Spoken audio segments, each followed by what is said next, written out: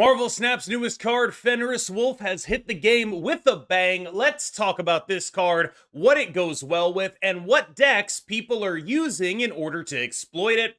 As always, I'm KM Best. Let's talk about Fenris Wolf. Fenris Wolf is a 2/3 with an activate ability that resurrects your opponent's highest power destroyed or discarded unit on the board. Now, this means that it has a couple of really unique pairings in terms of cards that are going to be in most Fenris Wolf decks. There are three cards that I think this card goes with above anything else. They are Gladiator, Moon Knight, and Shang-Chi. Let's talk about why Fenris Wolf goes with each of these cards. The use case for Shang-Chi, I think, is the most obvious here. This is a card that destroys something big, and then Fenris Wolf brings it back and puts it on your side of the board. This level of power play is an extremely useful thing to have access to. If you are Shang-Chiing something, usually it's a very good way to win one lane, but not always a good way to win the game because that card is so expensive. This is best used, in my opinion, in Sarah decks, which are generally powerful but need extremely strong ways to win lanes guaranteed at the end of the game. Activating a Fenris Wolf after you've placed the Shang-Chi face down will result in Shang-Chi going off before Fenris Wolf's ability, so if you don't have priority and there is something that Shang-Chi can hit, you can be pretty sure that you are going to get that card on your Fenris Wolf. Gladiator is more of a consistency piece with Fenris Wolf. You are not always going to have something to hit with a Shang-Chi. In fact, especially right now, you might not have anything to hit with a Shang-Chi because so many people are building their decks such that there will not be a good target for the card because Fenris Wolf just came out and frankly everyone is trying the new card and or trying to beat it. This dynamic has made Gladiator a very important piece to pair with Fenris Wolf because at baseline it is a 3/8 that you're very happy to see, but it also puts something in the destroyed box there so that you can get something back off of Fenris Wolf. Fenris Wolf at 2/3, pretty solid. Fenris Wolf bringing back whatever Gladiator blew up, way above rate. This pairing is what's giving Fenris Wolf the ability to be consistent. Finally, Moon Knight. I consider this a bit of a lower tier attempt at making Fenris Wolf make sense, but it is probably the best way to make this work if you are going to play a discard strategy. This is one of the few cards that can meaningfully discard something large in a targeted manner from your opponent's hand. A card like Silver Samurai and Black Bolt, those cards are both targeted at generally smaller cards. Black Bolt is going to hit the smallest cost card, and of course, Silver Samurai is going to hit the smallest power card. With Fenris Wolf, you want to be hitting something bigger. And so Moon Knight tends to be the card of the discard synergy cards that goes with Fenris Wolf the best. Personally, I tend towards thinking that the Gladiator Shang-Chi stuff is significantly stronger than the Moon Knight stuff, but we are trying to explore everything this card can do, so we're going to talk about some Moon Knight decks too. With all of that said, let's jump in to the decks. We're going to start with Fenris Wolf in the Sarah package. Sarah has been actually, over the last month or two, better than it has been in a lot of other situations. One of the major issues that the Sarah package can run into is a lack of power output. And whenever this deck is good, it's because it has something subsidizing that power output. Previously, that subsidization was being done by Agent Venom. But after the nerf, it is no longer able to subsidize to the degree that it previously was, making explorations of this nature fairly interesting. Because we are now a Fenris Wolf deck, and importantly, not an Agent Venom deck, we are also able to include Gladiator. This gives us what I would consider the baseline Fenris Wolf package: Fenris, Gladiator, and Shang-Chi. Alongside that are the general suspects that you would normally see in a Sarah deck. Powerful cards that play for a lot of points without a lot of energy investments, and that lack of energy investment is compounded by the fact that this deck is able to get even more discounts on them with the card Sarah itself. This deck is if I had to guess, I would say this is probably day one the best version of Fenris Wolf if only because it is not wholly reliant on Fenris Wolf. It is perfectly okay with this card not being incredibly impactful, but when it is impactful, it is able to use that to the greatest extent. The one thing you are going to want to take care of, though, is keeping in mind that you're going to need to have extra space if you want to actually turn that Fenris Wolf on. The ability of this deck to use Fenris Wolf is predicated on having space on the board. There are people playing Clog, and you are a Mysterio deck, so making sure that you have space on the board in order to use your cards is going to be fairly important if you're trying to get max value out of Fenris Wolf. Generally speaking, though, this deck has Fenris, it has Gladiator, and it has Shang-Chi, and those are the decks with Fenris Wolf that I have been by far the most impressed with. Clever listeners will have noticed the part where I said people are playing Clog and come to the conclusion that Fenris can go here, and I think that is true. The thing that Clog has as an advantage is a general metagame upside over a lot of other Fenris decks. Fenris Wolf requires you to have space on the board in that location in order to actually get any value. Clog is very good at constricting that space on the board. But what really makes Fenris Wolf an interesting card in a list like this is not just that it is a Shang-Chi deck, but that it is a Cannonball deck. This card is a force multiplier on Cannonball. If you're able to set up your game such that Cannonball wins one location, well, Fenris Wolf can win another location because whatever you're blowing up with Cannonball is going to be a great card to bring back with Fenris Wolf. This is actually the first of these decks that is relying mostly not on one of the three major synergy cards that I talked about. Like, yes, this is still a Shang-Chi deck, sure, but the Cannonball thing is the real reason why this card makes sense in this list. The difference is, I'm not actually 100% sure that Fenris Wolf is the best way to play Clog. This could more be a recognition that Clog is pretty good right now and perhaps underplayed, rather than saying that it's the best way to play Fenris Wolf. For example, if you don't want to play Fenris Wolf in this list, you actually don't have to change much. You can just put, Kate Bishop in instead. And that, I think, speaks more to the power of Clog than it does to the power of Fenris Wolf. There is some notable upside here, and I'm very impressed with the Cannonball thing. I believe the person who cooked this list up was Butt, and that should be no surprise to anyone who is a longtime follower of the channel. He's usually very good at cooking things up that are interesting and unique, and this is definitely, it's interesting and unique right now, but the more people play it, the less it gets interesting and unique, and the more everyone starts hating Clog again. That said, this is a unique application of Fenris Wolf. I'm not sure if that unique application is what's making this deck good, though. I think what's making this deck good is Clog. I got this list from Zombies Go Nom Nom, and it's using Fenris Wolf in a Silver Surfer shell as pretty much just the stat stick. And I think this sort of, relatively minimalist investment in this card is actually maybe what the future holds. Like, a lot of the decks that I've liked in terms of what they can do are decks that are overlapping fairly small in terms of Fenris Wolf and fairly large in terms of running, Shang-Chi Gladiator, Moon Knight Gladiator, things like that. Like a smaller Fenris Wolf package, because there are only a few cards that really go with them, seems to be the way to make this card work. Obviously, including a card like Moon Knight in Surfer, typically not the best thing to do, but right now I feel like it's a fairly impactful approach to this metagame.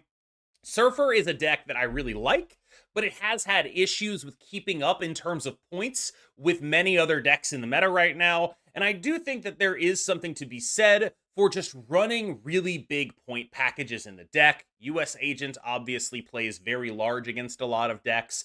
Fenris Wolf with Moon Knight is disruption and power. You get a Proxima out of that a decent amount of the time too. This is a Surfer deck that is aimed very squarely at being both disruptive and aiming for a very high point output.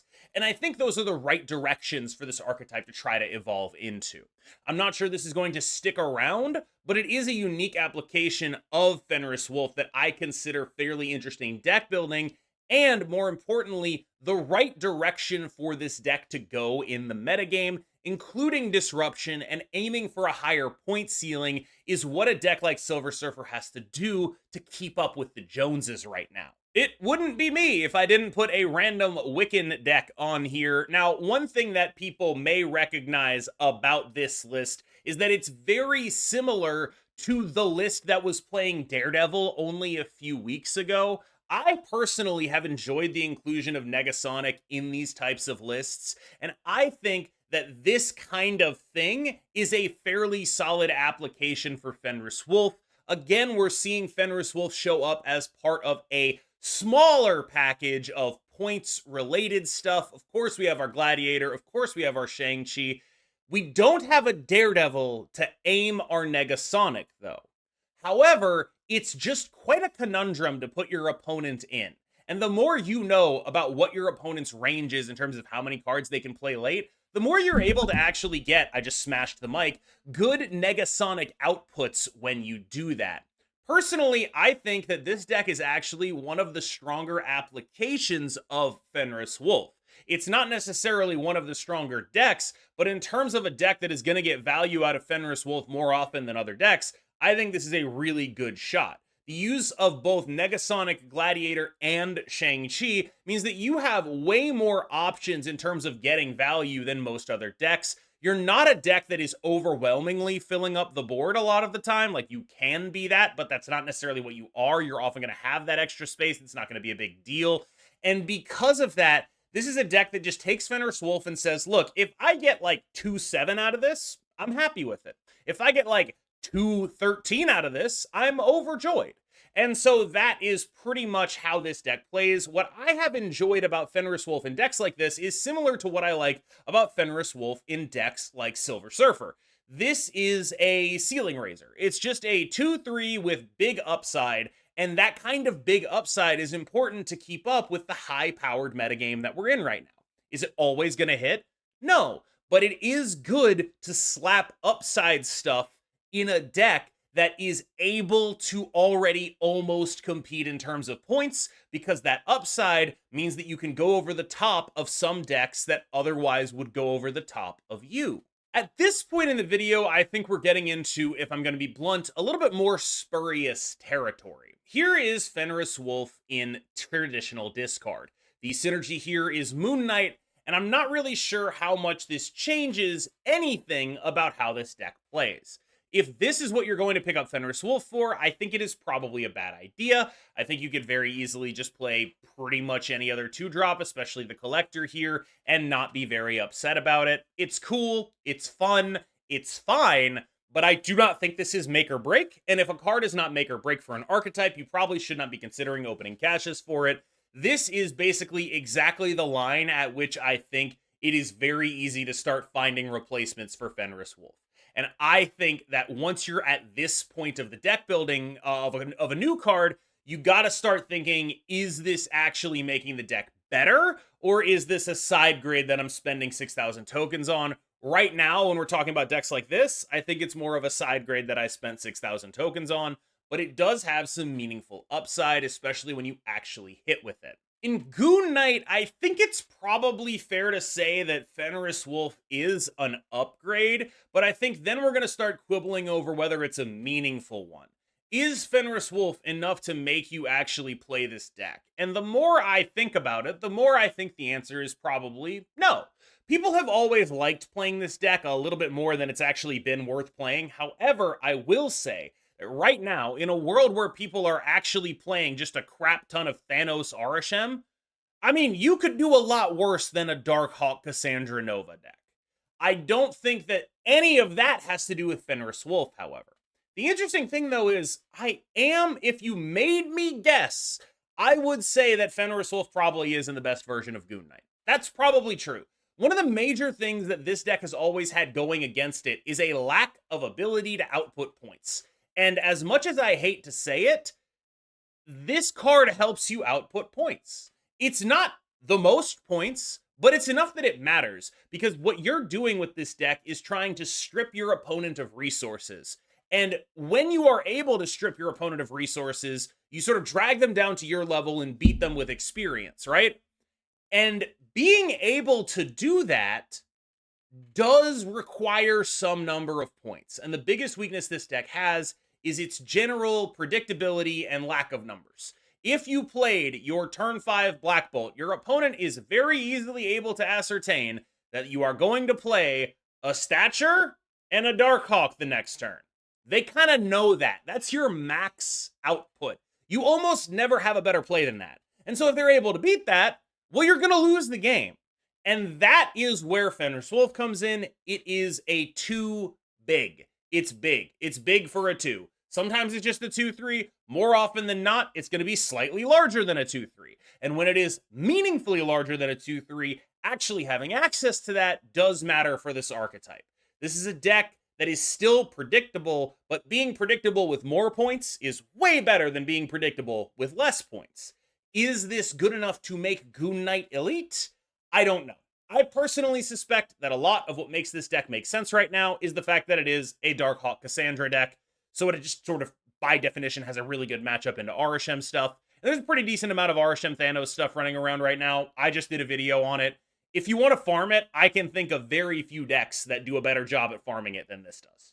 Finally, a bit of a warning. To nobody's surprise, I don't think Mill is a very good deck. I don't think you should be playing Mill, and I think it's probably the worst thing to be doing with Fenris Wolf right now. I understand the appeal, but I think Fenris is much better used in smaller packages. And I think while there may end up being a reasonable Mill deck right now, I don't think that it is necessarily going to look like this.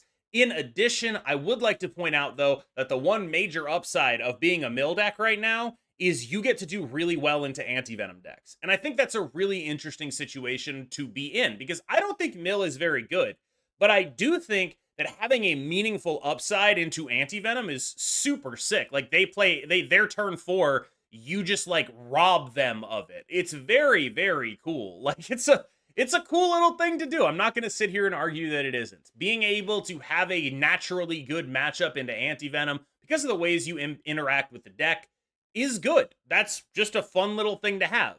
Is it enough to make Mill actually make sense? Like, probably not. Is it enough especially to make Mill make sense when it looks like this? I think definitely not. It's close. Mill is closer than it has been in a very long time. It has powerful draws. Misery was a major boost. This stuff matters. Like, it is playing good cards now. But I think it's like maybe 1 or 2 cards off before it becomes a real metagame threat. What people don't understand about Mill, and I think this is the biggest thing they don't understand about Mill, is that it's not actually a Mill deck. What it is just a deck that has good mid-range strategies and a death attached to it. And in a metagame where you are able to go mid-range for mid-range with people, and then you have a big death and they don't, and the rest of what you're doing is roughly equivalent, and that's true more often than not, like Baron Zemo's a 3-5, Gladiator's a 3-8, that can really matter, then this deck can succeed.